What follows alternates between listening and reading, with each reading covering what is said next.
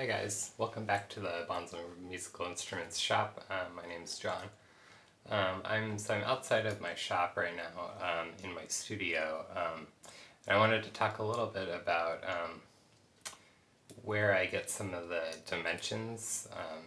We're about to start getting into making our neck for our project, and I always think it's helpful to basically grab a guitar that you like the shape of the neck on, and base your measurements off of that. So I have this is a 1966 Gibson ES 330, and it, for me, has the perfect neck.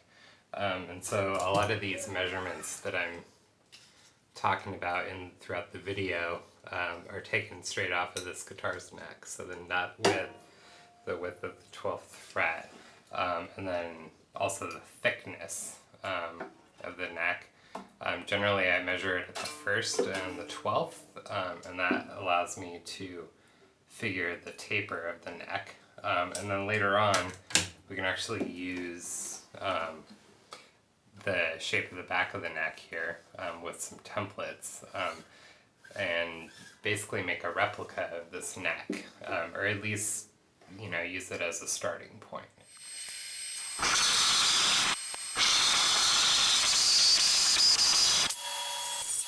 And here's our roughed out neck blank. We got the angle milled into it and the flat. It's nice and quarter sawn and straight grained. So I'm just going to go ahead and set this aside while we work on other stuff for the guitar. Okay, so we're back in the shop here.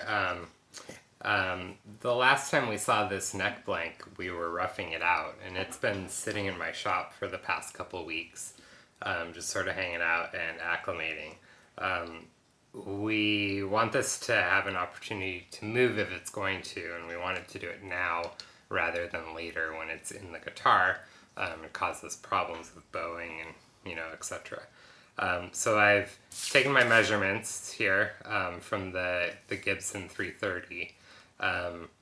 We use those measurements to determine the taper of the fretboard earlier, and now what I'm laying out is the taper of the neck, the thickness of the neck between the 1st and the 12th fret.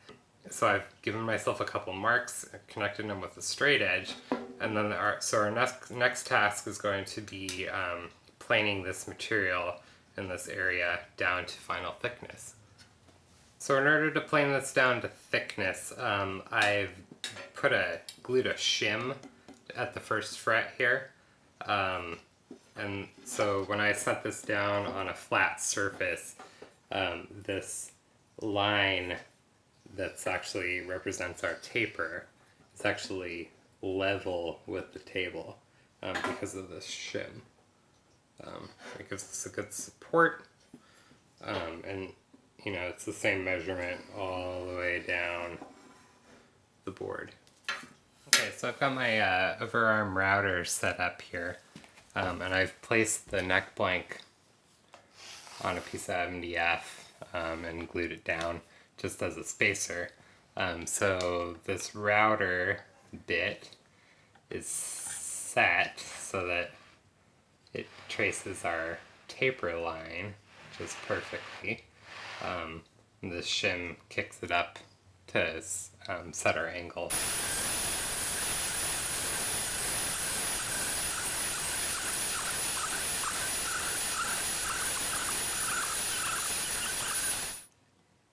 Okay, so I'm over here at the router table. Now that we have the neck blank tapered, our next step is to route a channel down the middle so that we can install a truss rod. And the truss rod, this is a dual acting truss rod, so by turning the end of this, we can correct up bow or down bow in the neck. And it's going to sit just about here. Because this has a rounded rod on the bottom side, I'm going to use a round-ended straight cutting bit to cut the slot. And I've got that bit lined up on my center line for the neck blank here. And so our next step here is to run that through the router, probably a couple of times so that I can find the correct depth. I'm going to cut it a little shallow to start with.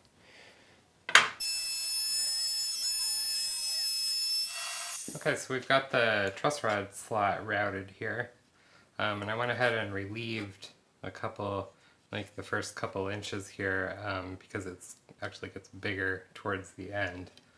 And you can see that it fits in the slot, and it's just a hair loose, which is what we want. Because the next step is to cover the rod in a piece of this electrical shrink tubing.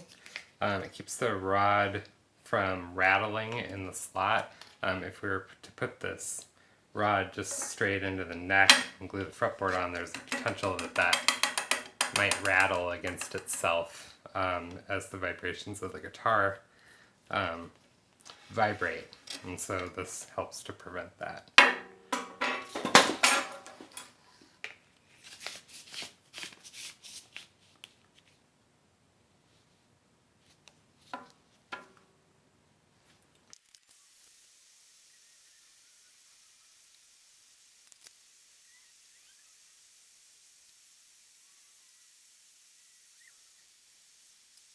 Okay, and here's our rod all wrapped up in the shrink tubing. And you can see that it's a pretty tight fit. It's going to take some force to get that to go down in there, which is what we want.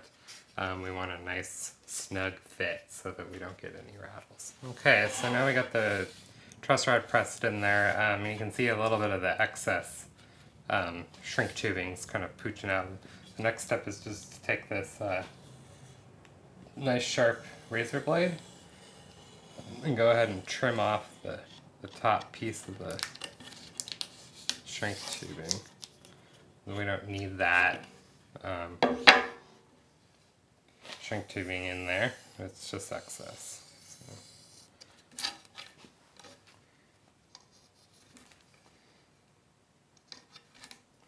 Like so.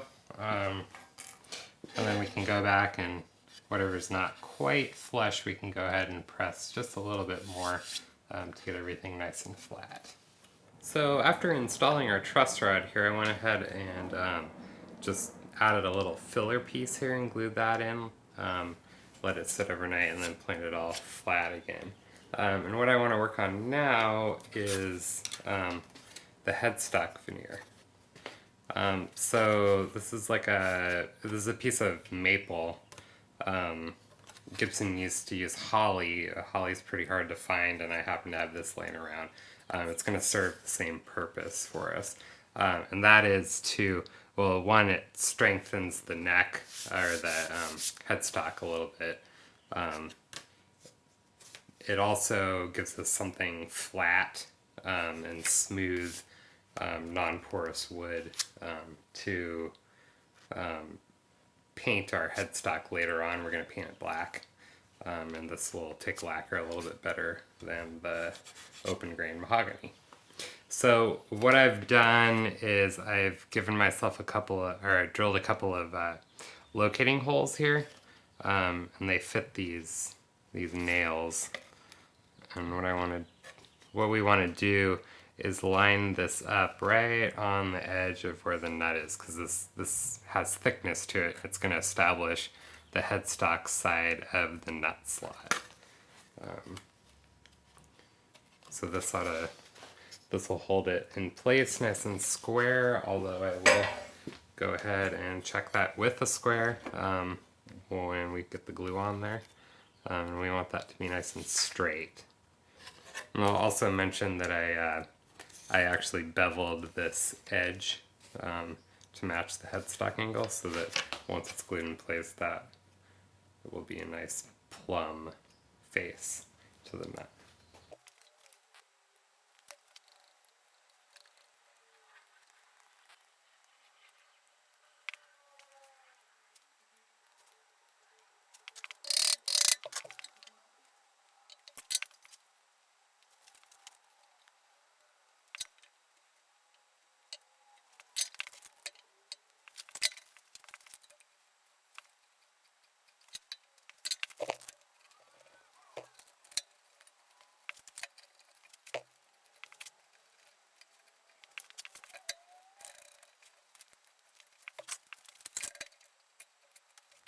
I'm set up over here at the overharm router again. We're gonna thickness the headstock here.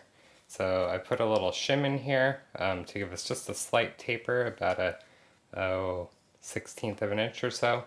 We're going to start at about 1/2 inch and go to 9/16. We're going to stop a little short, and that way we can shape this transition in a little bit.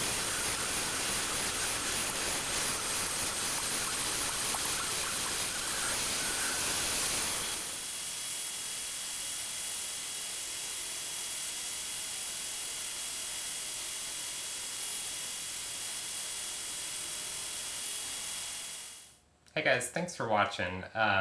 If you like this content, make sure you give me a like and subscribe down below. Questions and comments are definitely welcome. Until next time, I'm John, and this is Bonser Musical Instruments. Thanks for watching.